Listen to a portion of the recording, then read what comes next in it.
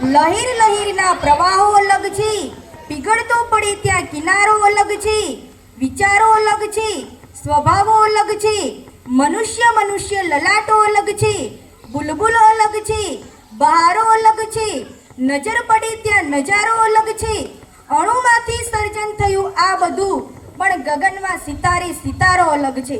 અહીં ઉપસ્થિત શાળાના આચાર્યશ્રી, શિક્ષકગણ, ગામના વડીલો, ભાઈઓ બહેનો તેમજ બાળકોને મારા વંદન. આજે આપણે બધા અહીં પ્રજાસત્તાક દિનની ઉજવણી કરવા માટે ભેગા થયા છીએ.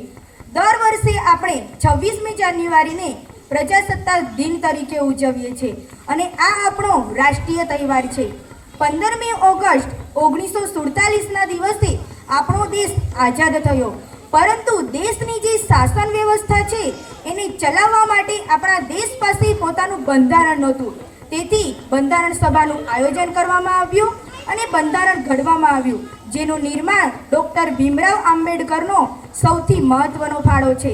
તેથી જ 26 જાન્યુઆરી 1950ના રોજ આપણું ભારતનું બંધારણ અમલમાં આવ્યું. ભારતનું બંધારણ એ સૌથી મોટું અને લેખિત બંધારણ છે. આ બંધારણની અંદર મૂળભૂત અધિકારો અને ફરજો દર્શાવવામાં આવી છે, જે દેશની દરેક જાતિ અને દરેક વર્ગોને એકબીજા સાથે જોડીને રાખે છે. દેશ પણ આઝાદ થઈ ગયો અને બંધારણ પણ અમલમાં આવ્યું.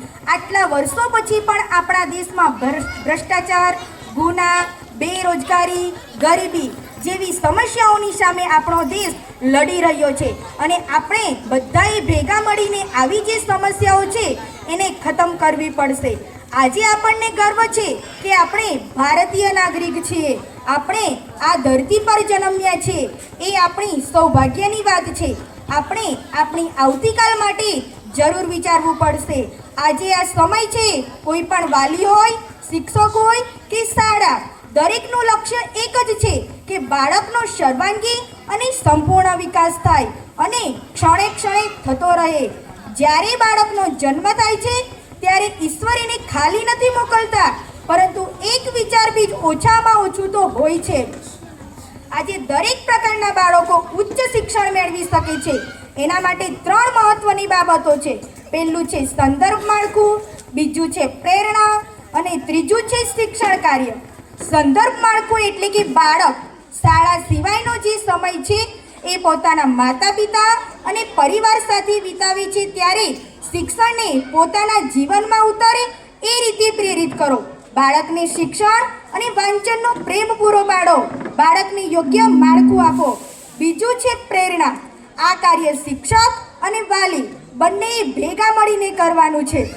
આપણે બાળકના જીવનની દરેકે દરેક ક્ષણને ઉર્જાવાન અને વેગવાન બનાવવાની છે કે બાળકને સમાજમાં કંઈક આગળ વધવું, કંઈક બની શકું એવું થાય. ત્રીજું છે શિક્ષણ કાર્ય. આપણને આટલું સુંદર મજાનું વાતાવરણ મળ્યું છે, સુંદર મજાની શાળા મળી છે, સરસ શિક્ષકો મળ્યા છે અને આપણને જે શિક્ષણની ભૂખ છે, શિક્ષણની જે ધગશ છે અને ત્યારે જે આપણને શિક્ષણ મળે છે એ જ સૌથી શ્રેષ્ઠ અને ઉત્તમ શિક્ષણ છે, જેથી દરેક બાળકો શિક્ષિત, સમર્થ અને સક્ષમ બને છે. વાલી, શાળા અને શિક્ષકો દરેકે ક્ષણે ક્ષણે અંદરની જાગૃતિને જીવંત રાખીને જીવવાની છે. જ્યારે બાળક શાળામાં આવે છે ત્યારે અનેરો ઉત્સાહ અને અનેરી મસ્તી સાથે આવે છે અને આપણે આ બાળકનો જે ઉત્સાહ છે એને જીવંત રાખવાનો છે. આજે દરેક વાલીઓના આંખમાં આપણા બાળકનું એક સ્વપ્ન રહેલું છે કે મારું બાળક સારું ભણે અને આગળ વધે. તો આપણે જોયેલું જે સ્વપ્ન છે એ સ્વપ્નની સિદ્ધિ પ્રાપ્ત કરવા માટે આપણા બાળકને યોગ્ય માર્ગદર્શન આપવું પડશે અને એ દિશામાં આપણા બાળકને વાળવું પડશે.